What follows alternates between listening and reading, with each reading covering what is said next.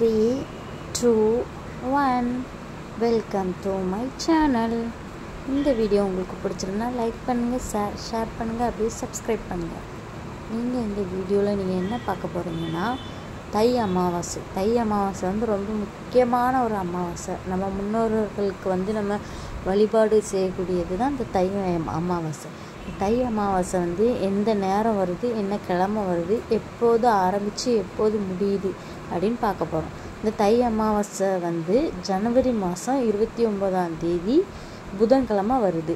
இப்போ நல்லா கேட்டுக்கோங்க, ஜனவரி மாதம் 29ஆம் தேதி புதன்கிழமை வருது. இந்த ஜனவரி இது வந்து எப்போ ஆரம்பிக்குது அப்படின்னா, ஜனவரி 28ஆம் தேதி இரவு 8:10 மணிக்கு துவங்குது. ஜனவரி 28ஆம் தேதி அதாவது செவ்வாய்க்கிழமை தொடங்குது.